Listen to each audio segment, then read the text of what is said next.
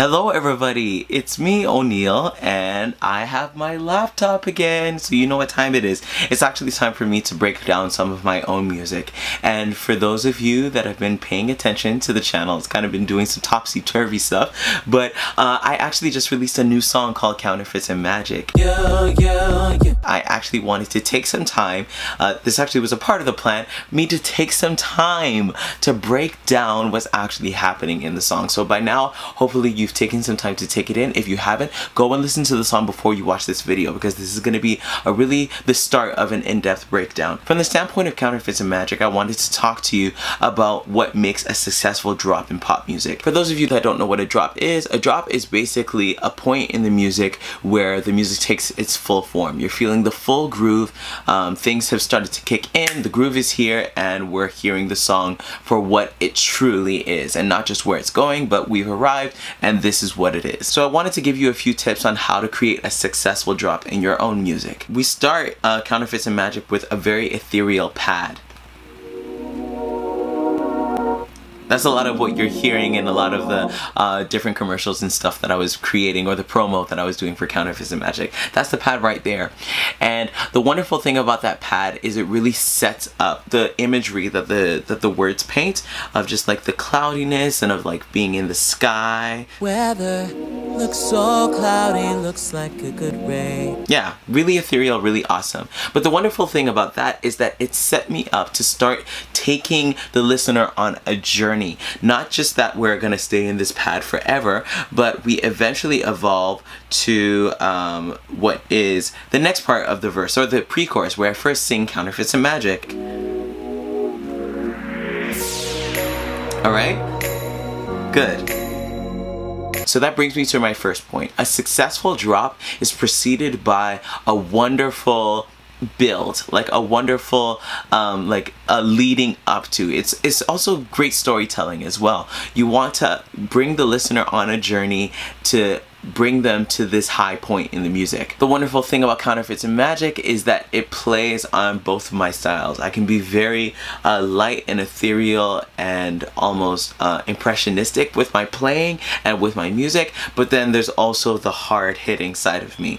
And we cut off one side, that impressionistic side, to get to the groovy part of me. And the way that I did that was very simple. I just took out all of the instruments. As you can see here, I literally cut off the instrument pattern, and then I also decreased the fader of the instrument through automation. And so the pad right here, it completely dies down, and then I also allow the reverb to hang a little bit into the drop, which is right here.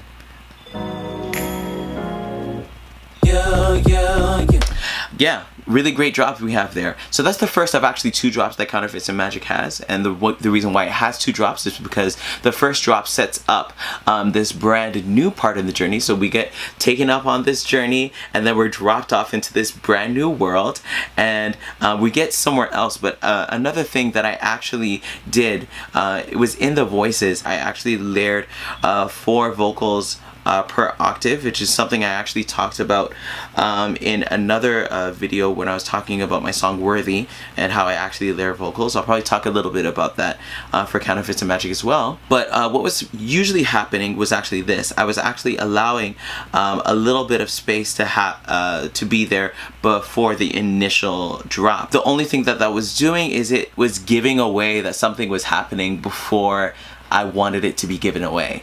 There's a little bit of a breath that I put there because of the style that I was singing. But I didn't want that. So what I did is I just cut it off completely, and I allowed it to come at the beginning of the bar. Let me zoom in for you. So here's the beginning of the bar, and the bass is coming in right on. Let me see if I can find it for you. There you go. The kick is just right there, and the voices are coming in right slightly after the kick. And so it makes it very sudden and exact and accurate. That's probably something else that you want for your drop. You want that when you are giving away your music, first of all, that you don't give it away too soon, and secondly, you want everything especially on that very essential downbeat or wherever the music's hitting first. You want everything to be exact and right on the dot. Now let's head to the second drop.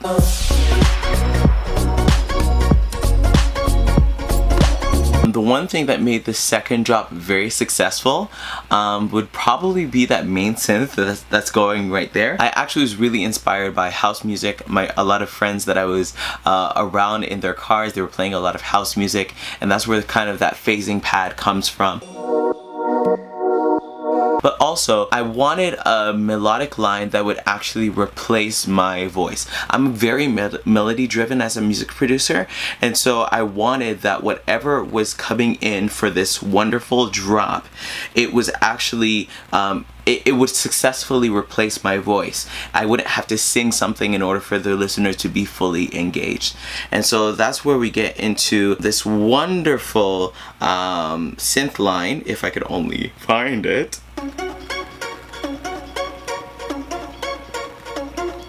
Its sound is very unique. I'll probably get into a little bit more of how I made the exact synth, because it's not a preset, it's something that I actually made. This synth is so powerful because of its harmonic makeup, what I actually did to make the synth, and also the actual melody, because the melody is actually outlining the chord progression in a very subtle yet forward way. Yep. And we're getting the chord progression that's going, but that melody is still giving away and actually guiding the listener through the chord progression in a very, very cool way. So that would probably be my last thing for a successful drop. Whatever you have melodically that's going to be going in after the drop, you need to really hook the listener with whatever you are doing. So if you have a melody that's in a synth, make sure that that synth is singing away, and it feels as engaging as a singer. That's probably the best way to put it. I really encourage you to go and actually listen to the song, because the song is, I think it's one of my best songs, if not my best song that I've written to date, and I would love for you to go and experience that. So pop on whatever online service you have, buy the single, stream the single, put it in your playlist, and enjoy this song for the summer. And don't forget to subscribe to this channel, because we're going to continue to talk about counterfeits and magic in this deep way. This is the place where we think deeply to create art that changes the world, and this is me creating art that hopefully is changing your world. So I'll see you all later. Bye everyone.